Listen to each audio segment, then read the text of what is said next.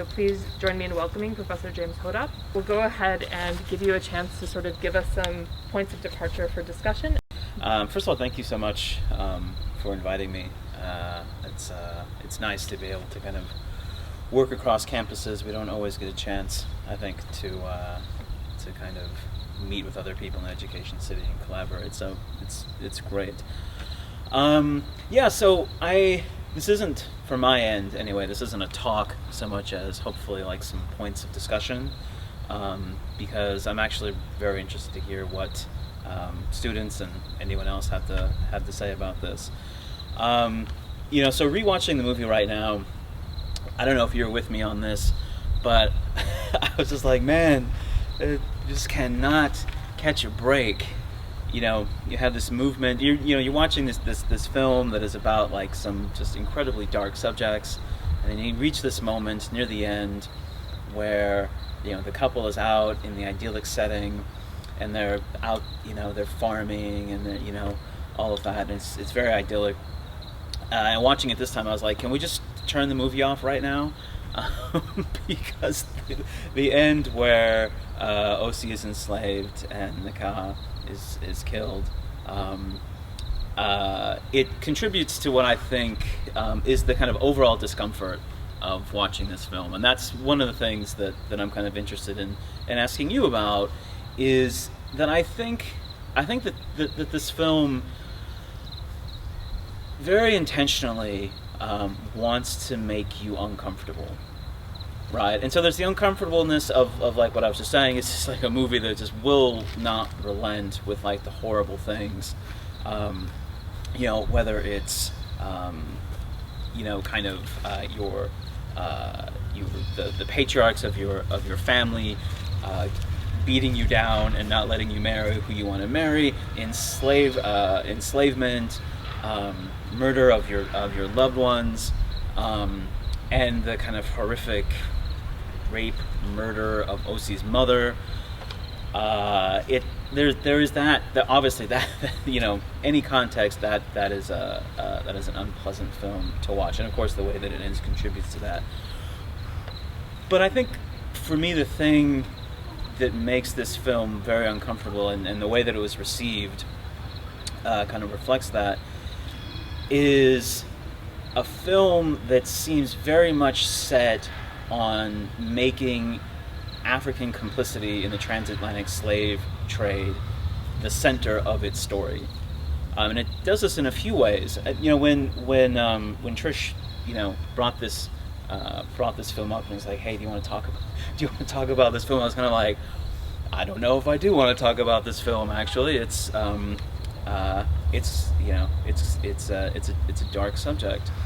And so in my first viewing of it, I thought, well, maybe like this is just a kind of critical lens that people have used to extract this fairly minor part of the film and blow it up into kind of the center of the film. Then I watched for like 3 seconds, like the rest of you, where there is a man being gagged and chained and with a net over him, and other black Africans are doing this to him. And I realized very quickly that like there was no way I was going to get around this as like the central conceit of this film, or the central topic of this film. And even structurally, that moment, so that the opening is chronologically out of order, right? Like that, it doesn't happen. The scene that you're seeing is not happening at the beginning of the film, and there are kind of flashbacks in the film, but it more or less is a chronological story. But at the very beginning, it says, just in case you're unclear what this movie is really about, this is about slavery. This is about black Africans enslaving other black Africans. And so this is a taboo subject. This is a controversial subject because obviously the burden of transatlantic slavery falls directly on white Europeans and white Americans. And I think this is part of what makes the film controversial and what makes the subject taboo, is that people are afraid that somehow that is going to be lessened or that will somehow be taken away. And I don't think the film actually does that. I don't think the director in any way intended that. in any way to kind of take away from like the major burden of of slavery in West Africa. But that did not stop it from being a very controversial film. So, when it was released at film festivals, there were times where the director was there, Mbala, and he was more or less kind of threatened by the crowd, because it seemed that this film that has slavery as its main subject, it doesn't seem to implicate the West. I would say that it does, but this is what some of the people were saying to him, and the fact that there are no white people in it, usually like that's a great thing to have in African cinema. In this case, it's like, well, it's about slavery, so if you could put some of the main actors of this thing as the white people in the film, that would be great. But in this case, people were really really upset at him. And that actually the film came out in 2000 in various film festivals. But the director's from Cote d'Ivoire, and couldn't get it released in Cote d'Ivoire until 2002. And even then, in a very limited release. So I just want to make it clear that that discomfort that I'm projecting onto you, because I certainly felt this discomfort. I'm assuming you had this discomfort too. Is not only kind of structurally in the way that the film is told, but is also kind of played out in the reception of the film as well. So it is a taboo subject. It is something that's very much kind of meant to make you feel uncomfortable, and so that to me is something that whenever we talk about it, I think we're going to have to kind of address that subject. And the director, he says that he says collaborators have existed in all conflicts all over the world, and that this is an inward gaze. That the film is an inward gaze, which is to say that it's Africans kind of examining themselves. And so, we do think about that in other conflicts as kind of collaborators. But again, this has been a taboo subject, and he also talks about how that this subject has been a great shame for Africans, and he kind of talks about he's insistent on the idea that griots and other kind of mediators of oral histories have hidden this, that this is something that happened, but the kind of handing down of history has tried to erase this. And I mean, and you can understand, as I was saying before, you can understand why that is. And so the director, and I think it'd be interesting to talk about why we think the director would do this. The director is interested in kind of reviving that conversation, to bringing that more to the forefront. And I think he thinks of it as a kind of let's say healing, or kind of honesty, kind of straightforwardly confronting the past.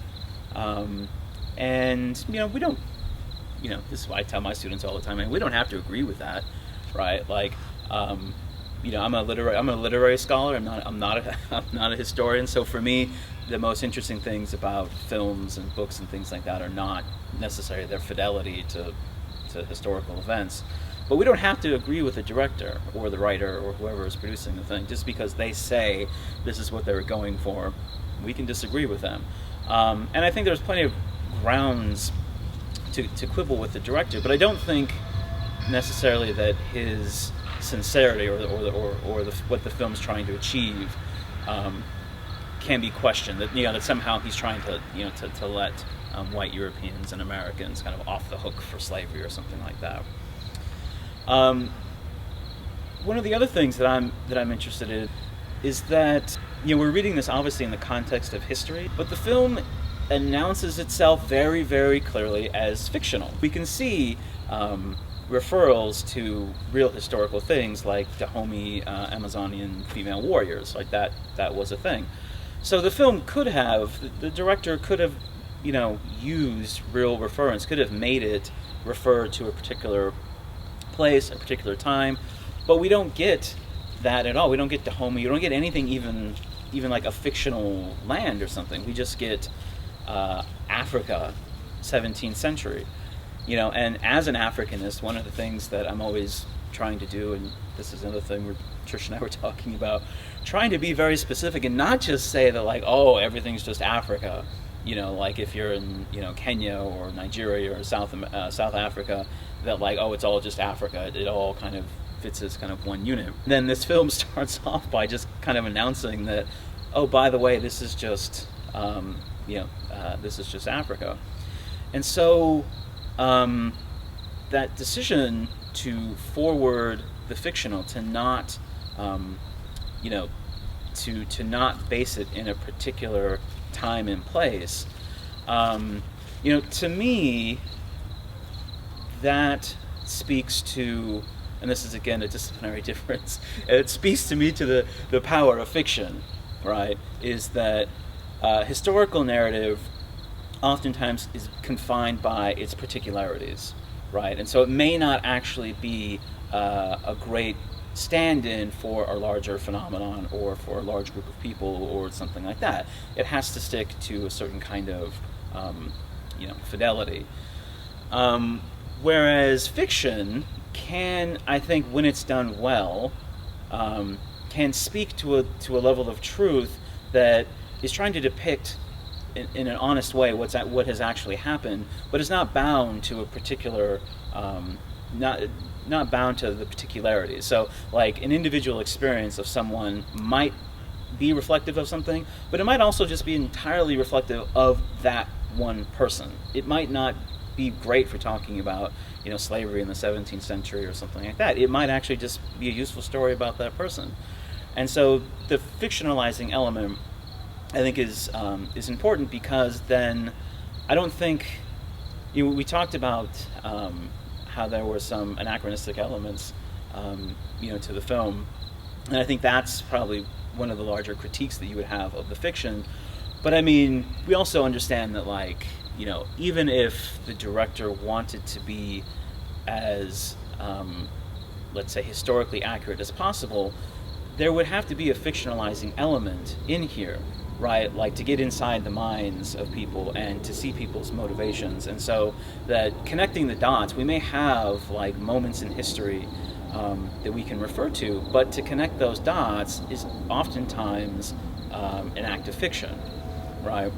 And so I think that, and this would be an interesting discussion in a history class, because rather than like a literature class like I would be teaching, but what the impact of that is. I don't really have a problem with that. I think that, like, and then the director says is that the fictional elements of the film make it liberating, make it free to tell an honest story without having to be tied to particularities. But I could certainly see where, like, a professional historian or a class of history students might say, well, actually, fiction is fake, and history is the real deal of what happened. But from my perspective, I think that, at least for the director, I kind of share his sentiment, I guess, that the fiction is a liberating element, which hopefully he didn't take too many liberties with, right? You can obviously see the danger of, kind of fictionalizing historical moment and turning it into something that is, that is completely unrelated to the actual historical realities.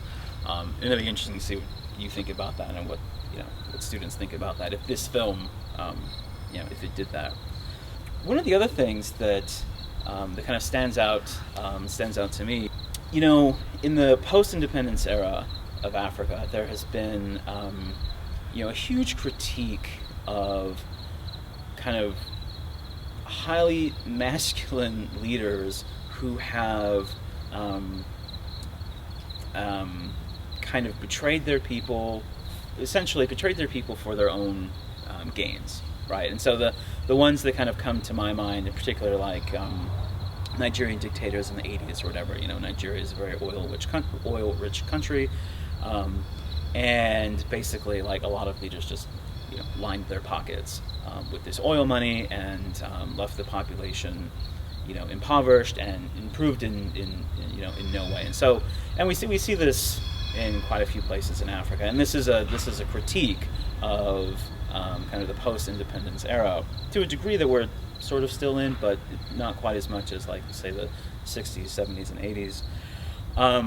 And so, the king and the way that he exploits the people, I think you can kind of make an easy allegorical jump to these types of leaders who, essentially steal from their people, and enrich themselves and their families or their small group of followers, and then absolutely betray all of the interests of the people that they're supposed to be governing.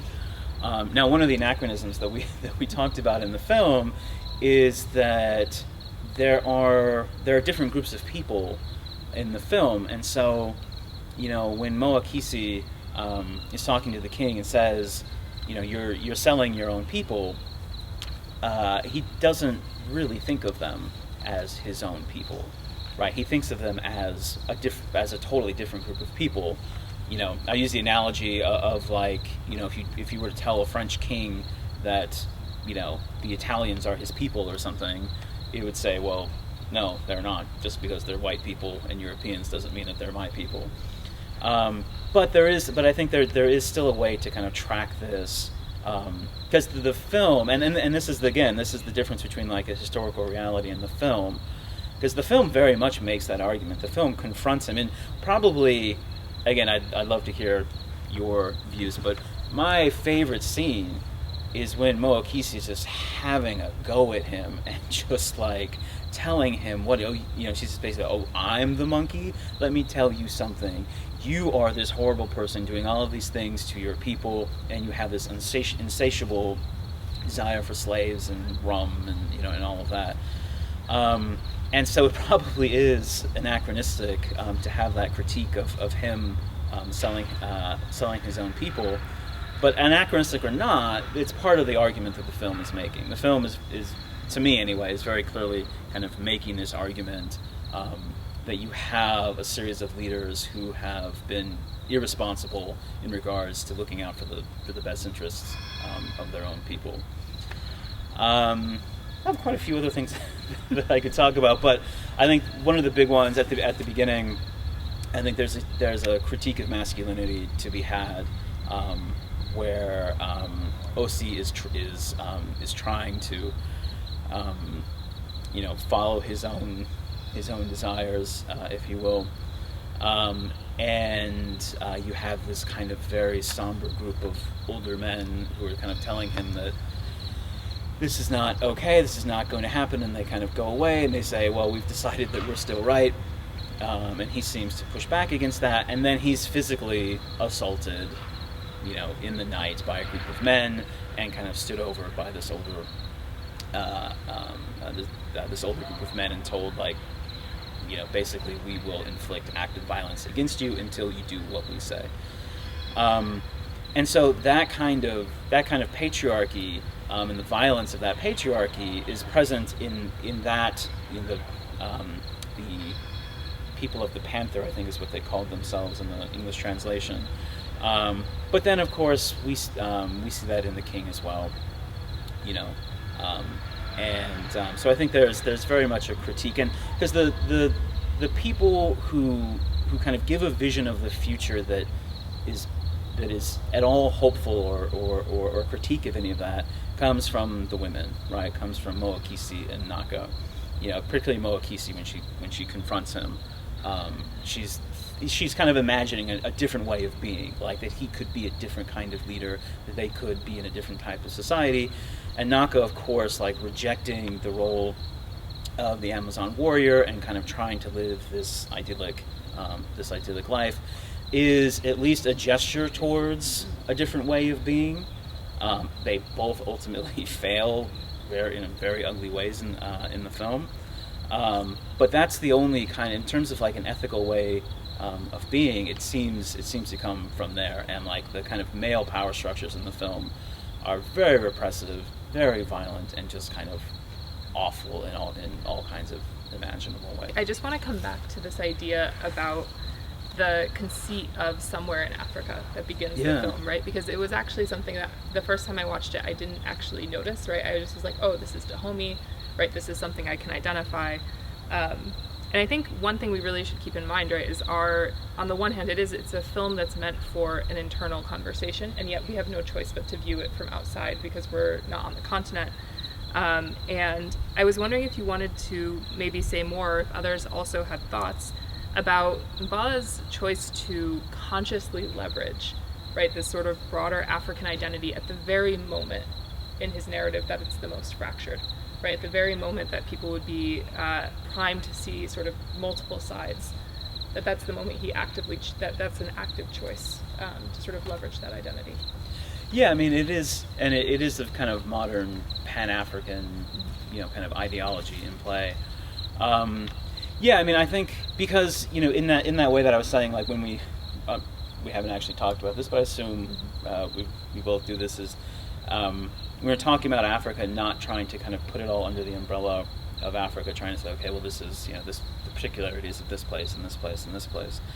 But of course, so that's to say that like Africa is not kind of a catch-all. It's not the whole kind of Africa is on a country kind of thing. But then also to speak to like what is the power of that idea of Africa as a unit. If we are, to my mind, the idea of like if we are stuck with, to some degree or another, this idea of Africa as a kind of singular unit, and in many ways we are, because like I'm teaching a class right now called African Literature, right? And so if I wanted to teach a course on like Southeast Nigerian literature, I don't know if these institutions would allow that. And so so that's just to say that if you are kind of saddled with this idea of Africa as a kind of singularity, then how can you mobilize it in productive ways? And so yeah, I think like the film is trying to do this this anachronistic thing of trying to mobilize a kind of shared sense of African identity for a time and place where like that certainly wasn't the case. Just in terms of knowledge, people would not have known, what 5,000 miles away in East Africa, necessarily what was happening. So to me, it's an intentional choice, and it's about the audience, right? Like the audience is not 17th century Africans, right? The audience is 21st century Africans, and trying to gain a sense of identity and a sense of shared responsibility. Because of the taboo subject, it's not trying to say like, oh, well, Dahomey and their modern day ancestors are responsible for all the terrible things. It's actually that as Africans, we need to kind of take a shared responsibility for this. Well, I think it's really also notable, right, that in the absence of sort of what we saw in something like Tula, right, where you have sort of the Africans versus the Europeans, right, here there are no easy villains.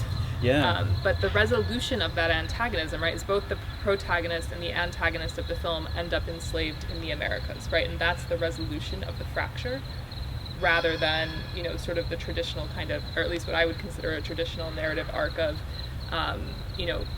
Pan-Africanism sort of emerging as a liberatory idea. You really end with it sort of that, whatever they may have thought of as their differences in the moment on the continent, once they're in St. Louis, which also seems like an anachronism, so I'm not sure if there were people living in St. Louis in or at least European and African people living in St. Louis in 1698.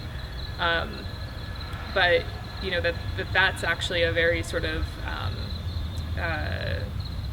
adept way of sort of gesturing to this larger history that's unfolding off screen. Yeah, I think that's also one of the very few positive moments, is where at least the king also gets sent, and OC dies at like 70, and he dies of tuberculosis or something like that. But yeah, instead of the kind of liberatory Pan-African moment, the best we can do is, the bad guy gets enslaved also.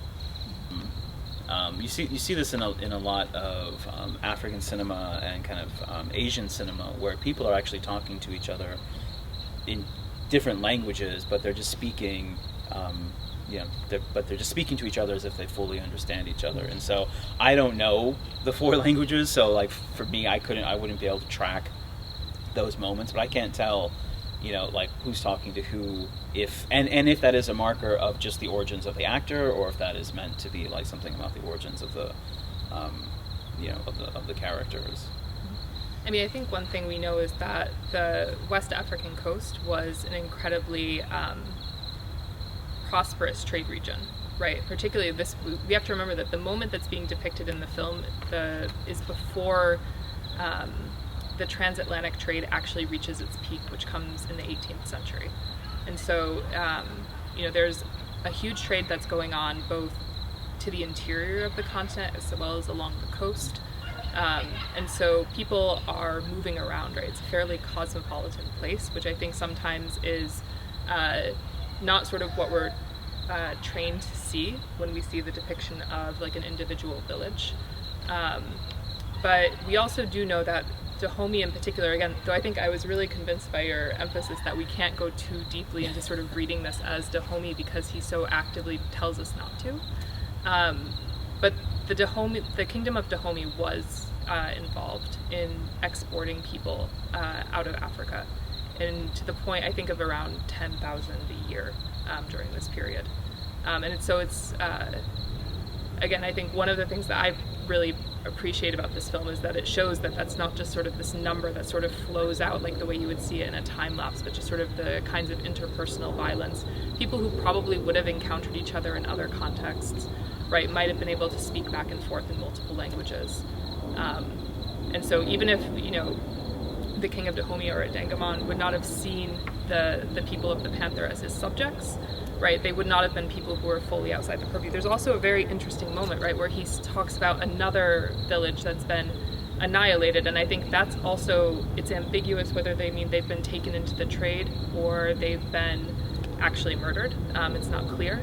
But there, in that moment, you also see Adanggaman making the point of like that there's people who are sold into the trade, and there are also people who are meant to be part of the kingdom, and that he has a way of distinguishing between those two things. And I think that's also something that we would see elsewhere, like for example in the Kingdom of Congo, right, where there are enormous wars fought, and the losers of the wars were sent into the trade and the winners. But there was very strong motivation not to send your own people, as it were, into the trade, because it would foment political instability in your kingdom.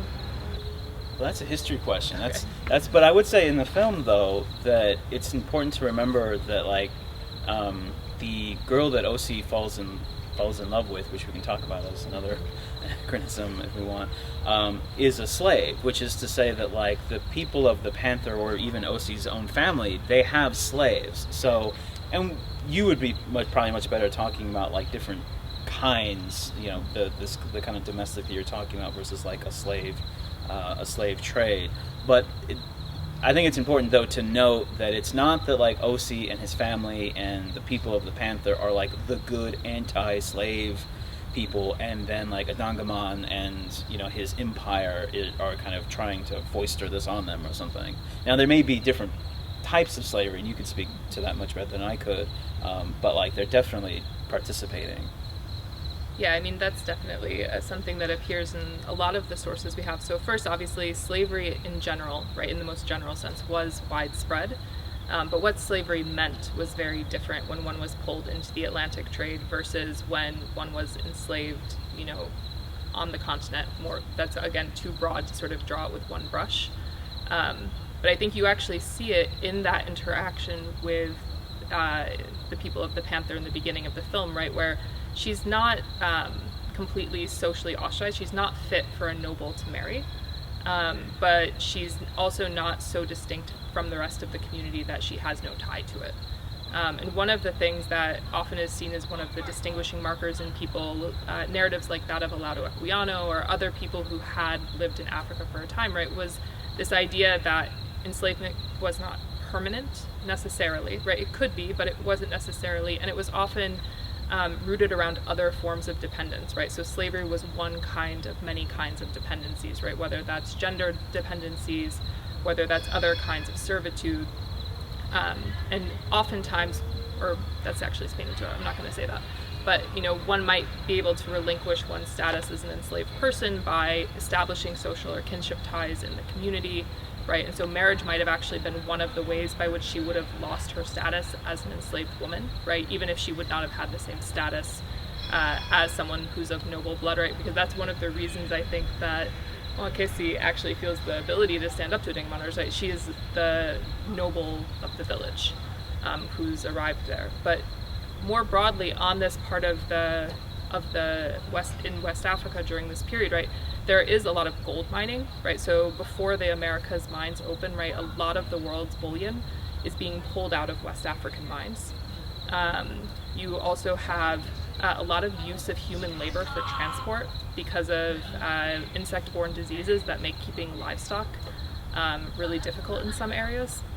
And so that a lot of the overland trade is actually being done by human porterage.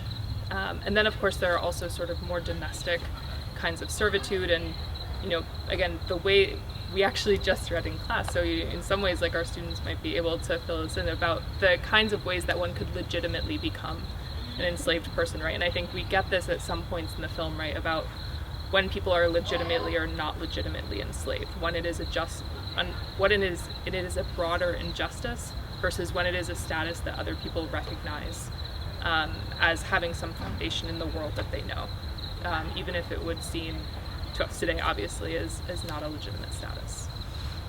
As a person who studies fiction, that to me is such an interesting concept, to see where the power of fiction kind of comes through to do something that reaches the boundaries of history, and where it also kind of falls short and kind of can't do what history does. I think particularly in the context of our class there, so we recently watched Sankofa, which was the film we were hoping to actually screen here as well. But we see the reappearance of the Sankofa bird, right, which appears in slightly different context, the same kind of Akan style paint as the drummer has in Sankofa. So you also see the reappearance of these symbols that are interpreted differently when you don't have, or rather when the passage happens off screen, right? And so I'm realizing actually now that one of the themes of this series is actually the main event in some ways happening off stage. I don't quite know what to make of that. Maybe if you're a literature person, you can say something more intelligent about that than I can. No, I think that particularly in this film, the specter of transatlantic slavery, and every once in a while, like there's the one moment where he's drinking the rum from Liverpool, where it kind of becomes somewhat more material. But yeah, it's kind of this thing kind of happening in the background. And you're right, in terms of Sankofa, I'm glad that they saw it so that I can speak to it. Yeah, because Sankofa kind of has this, like you said, this magical transportation where, like, the Middle Passage is kind of just, like, it's not erased, but, like, you just magically go from, a slave fort in modern day Ghana, and then you're in the South, and you're a slave. And so, yeah, there is something, because, part of me wants to say, because I was thinking about, we mentioned that when we were talking that, like, Amistad is a film that came out around the time of this film, and how that film is kind of open to a lot of critiques. But what I was thinking is whether or not this is about not wanting to show the kind of most grotesque elements. And I think that this film, though, it really shows you, like, some of the most horrible things. And so, yeah, that would be my first inclination would be that like you don't want to get into, like, the nitty gritty of, like, the Middle Passage as being this horrific thing, which I think, like, Amistad, it's been a while, but I think Amistad does actually show them, like, on the ships, and so it might speak to some notion of, like, the Middle Passage as somehow being, like, so unspeakable that you don't actually show it. And the kind of unsayable or unspeakable often kind of goes back to, like, Holocaust studies. But on the other hand, like, the things that are shown in this film, and that are shown in Sankofa, these are not lighthearted things. They're not avoiding, the most horrific things. So I don't know if that would hold up under scrutiny. I think that, interestingly, right, in a lot of slave narratives and a lot of other documents we have written by Africans who are pulled into the trade as captives, right, that often the time in the castles and the time on the ship are moments that are unspeakable, right, and so they tend not to write about them. So, like, Equiano is one of, again, the few accounts we actually have but even that in, like, a 300-page narrative, right, I think only maybe 10 pages of it are dedicated to the ship on the first passage. I mean, the other thing too, right, and I think this actually, I was thinking about that scene from Amistad right before, right, because it has that sequence in the middle, which is it's about 10 minutes long, depicting the horrors of the Middle Passage, right, depicting a lot of the things we've learned about in class in really graphic detail, right, people being thrown overboard, just the incredible violence of the passage, and it's so hard to watch that every time I watch it, I just get physically sick. And I had actually a very similar experience when they're marching people in coffles through the landscape, right? Because it's just, you see, and this is a group maybe of a couple dozen people, and then you think about that at the scale of 12 million people, right? And I think like that, it invites you to sort of scale up in that way, which the film only implies. But I think that actually gets to one of the bigger questions I had on the second watching, which for me is really like how much of the weight of the film relies on knowledge of what comes afterward. Like if we put ourselves in the perspective of someone like Osei, who like has likely at this point heard about the horrors of the passage, heard about people, like they know people are being stolen, they know people are, killing people by selling them, but like themselves have not actually experienced that Middle Passage, like, but how much of the weight of what happens to them is actually hanging on us knowing that? There is that scene where Sori, Naka's father, tells him that some people get sold to rich landowners here, and some people get sent overseas. And I was going to say something, but I think he actually says that it. Correct me if I'm wrong. Does he say that it? I think he says that it might be better to be sent over to the Americas. Because I was going to say like. He's saying that it's worse than death or worse than slavery, but actually now that I think about it, I think he actually said like some people say that it's actually better to like go there. And for Osi, like he, the version of life that he would have had here, in Africa versus what he had in the U.S. I don't know. There seems to be some implication that he lives to 70 and he has 5 children, and I think it says like he falls in love or kind of something like that. So yeah, that's just to say there's some mixed messages there. I mean, I sort of see it as just a reversal of fortune rather than necessarily because I think for me, right, that scene where they're fleeing it, where you said, right, I wish we could end the film here, right, and for me that's really the heart of what the film hopes for, right? And like Saidiya Hartman calls this the fugitive's dream, right? The dream of fleeing into free territory. And what this does is I think it really does construct that not only as a thing of like fleeing to the north or fleeing to Canada once one is enslaved, or fleeing south into Mexico or elsewhere up into the mountains if one's a maroon in the Caribbean, but really about free territory always being fleeing from the slave catchers. And I think the film really powerfully captures that, and Naka is really like, she ultimately has to give up her life in order to claim that dream. Which is both horrifying, but it's also in the end she's probably the closest to sort of claiming her freedom in that sense. Yeah. In a that's kind of what I was saying about the patriarchy thing, is that like what I see as the only kind of ethical ways forward that we see in the film are through her and Moakisi, and other than that, there's this dead end, or at least there are these kind of. I think it's interesting to think about when they lead that idyllic lifestyle, that it is this gesture towards possibility, but then that possibility, being entirely kind of, shut off. And so, what are you supposed to do with that? Are you just supposed to think of that possibility as being shut off, or are you still supposed to kind of imagine that as a possibility? Yeah, and in the way that you're saying that, like, enslaved people thinking about these spaces, these kind of like what we would say to off the grid kind of spaces where they can kind of escape. Whether or not that's actually meant to be a gesture towards something possible, or whether, as in the film, it's actually meant to be like an impossible fantasy. Basically, that a lot of colonialism was about investing as little as possible and getting as much as possible. And so, if you could have someone else do all of the dirty work, going out into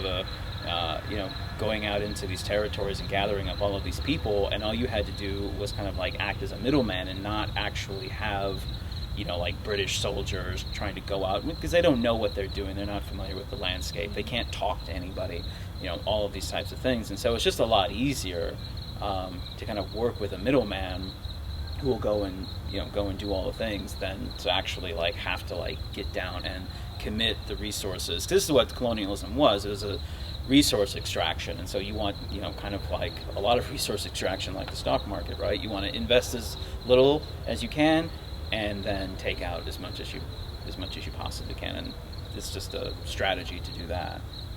And if you think about one of the documents we read for class, right, about the Portuguese encountering resistance as they sailed into the Gambia, right, and so you see that it's not as simple as just having particular kinds of guns, right? It's encountering people in a landscape that they know well, that you are likely outnumbered, substantially outnumbered, but then also again, right, that these initial contacts, particularly between the Dutch and the Portuguese and the African kingdoms they're encountering along the Windward Coast, along the Gold Coast, right, they are actually initially based on trade, right? And so it's not just a sort of like a single thing. The fact that the slave trade comes to dominate that is something that happens through the course of that first couple of centuries. But they're actually, I think it's a backward projection in some ways, right, of what colonialism ultimately does to political life on the continent, that you have these projections backward of the Portuguese and the Dutch seeming much more powerful in our imaginations maybe than they actually were. And I think this is another thing that I think the film does really well, right, is you really get the sense that Adanggaman really does consider himself the equal of the British or the Dutch king, right? He's talking about conducting diplomacy.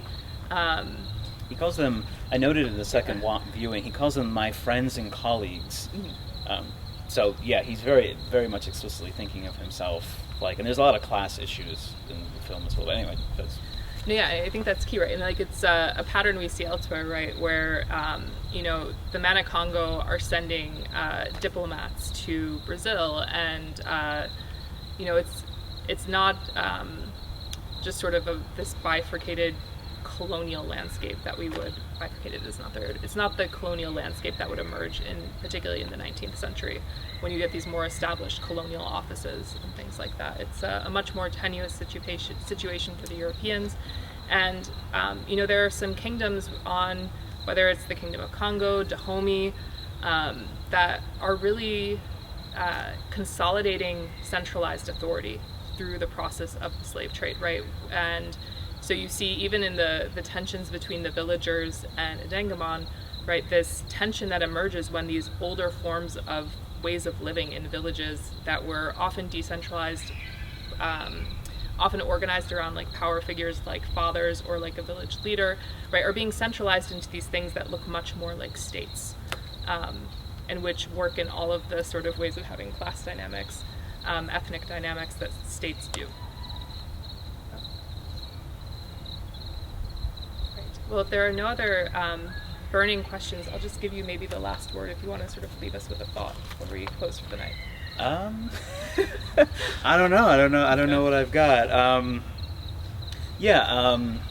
I think, as one of your students was saying, that like thinking about the series of films as a whole and kind of the level of discomfort, I hope ultimately that's a good thing. Especially I can say as like a white American man, it's the medicine that we desperately need to be taking. But I do think that that it's a value, that it's not just kind of discomfort for its own sake. It's a valuable thing to kind of see this and to kind of lend a specificity. And that's what, for me, that's what these films do, and particularly a fiction film does, is kind of lend a kind of human specificity to like a face and a person. And so you can actually kind of think about what it's like, not just like, I think you were talking about infographics and things like that, not just kind of think in these kind of broad kind of historical ways, but to actually think about this I mean, the core to me of like what a lot of fiction is, it's about empathy, and to think through like what it would be, you know, to actually live in a time and place like this where these things are happening. So hopefully, even though it is uncomfortable, it does something positive for us. All right, well, please join me in thanking Professor Hodapp for joining us tonight. And our next film, I believe, is Harriet on March 2nd?